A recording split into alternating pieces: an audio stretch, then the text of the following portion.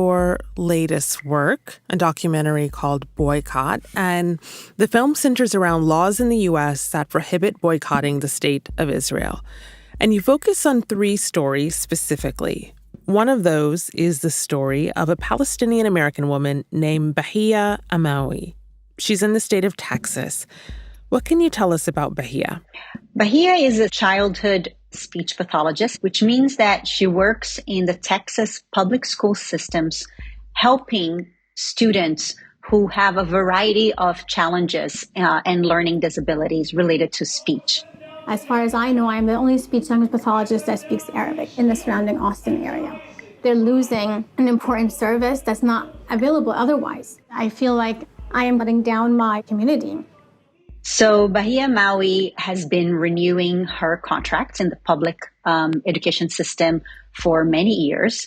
And a few years ago, she received her contract with a new clause. That clause said that in order to continue serving the student population of Texas with her speech pathology services, she had to promise that she would not boycott Israel. If she refused to sign it, she was told she was fired from her job. Which would mean the loss of her livelihood, a choice other Americans like her are increasingly being forced to take. So Bahia went to her supervisors, who were just as shocked at this contract clause as she was, and shocked that they would have to enforce it. So to me, it's just nothing made sense at all of this. And it was a violation of everything. Violation of my freedom of speech, right to protest, my constitutional right. And so it was actually a no-brainer. In the end, Bahia decided not to sign the contract. A Palestinian-American teacher in Austin, Texas, has filed a federal lawsuit for losing her job as a speech pathologist after refusing to sign a pro-Israel oath. And she felt quite torn because that meant that her students didn't have a critical service that they needed. But she felt that she would not be able to tell her children that in America, you can have your opinion and you can hold political positions that are in disagreement with the government.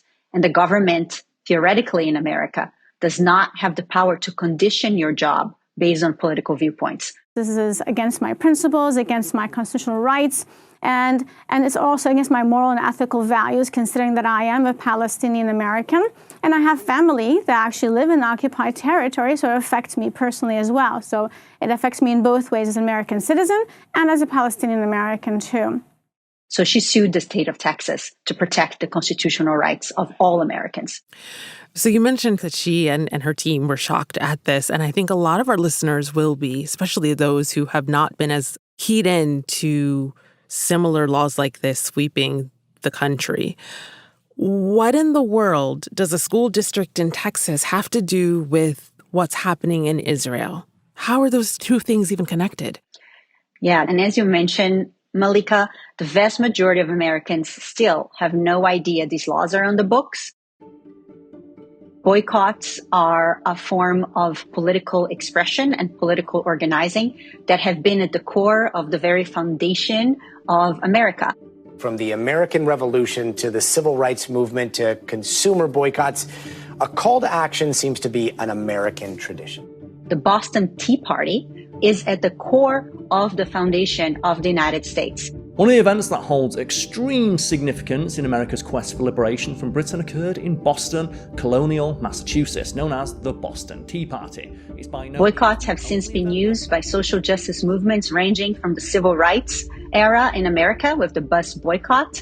That really is one of the most celebrated social justice organizing movements in schools across the country. And Julia points out that the right to boycott has been upheld in court too, most recently in 1982. The Supreme Court voted unanimously to uphold the First Amendment right of Black Mississippians who were boycotting local businesses as a form of protest against segregation and racial inequality. These bills are the first time that we are now seeing a challenge, and they are related to the effort to shield Israel from accountability for its human rights violations. But before we can understand these laws against boycotting Israel, we have to understand the landscape of the boycott.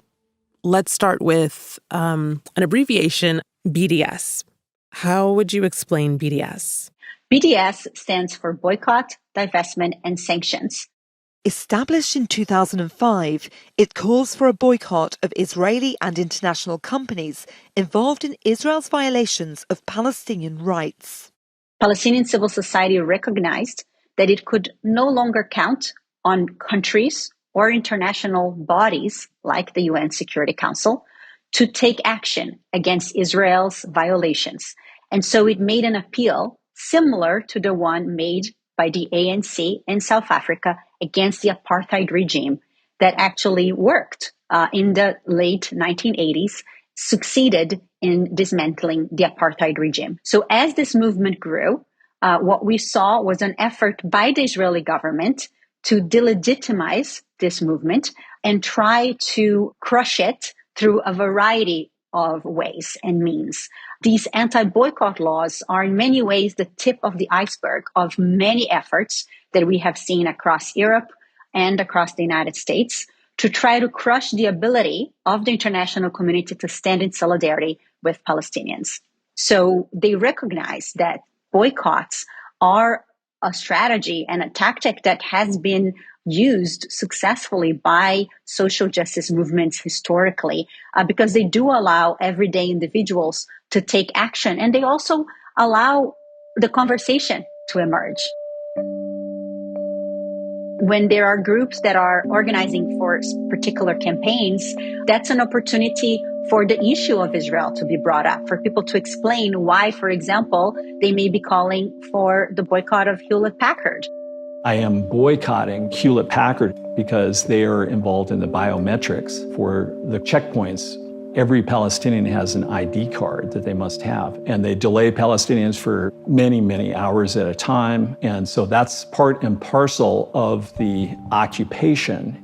And as they explain the reason to boycott Hewlett-Packard, they explain the occupation, they explain checkpoints, they explain the lived experience of Palestinians.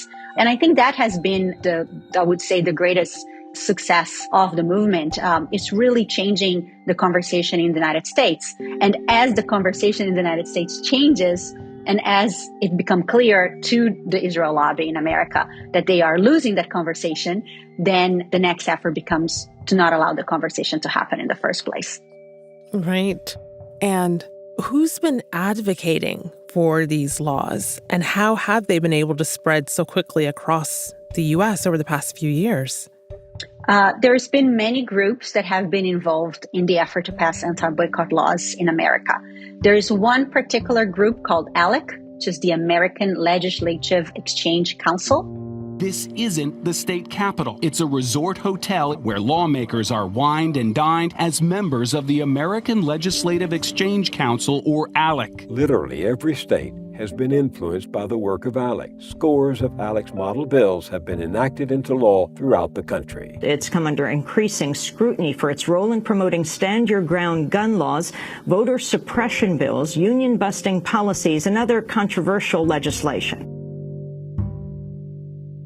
So they were instrumental in how quickly these bills were able to pass across the country, because they have a very well-oiled machine with what they call model legislation. And then these model legislations are taken to each state, and all they need to do is add their state name to the bill. Wow. Not a lot of thinking required. Is the Israeli government involved with these laws at all? The first anti-boycott law was passed in Israel.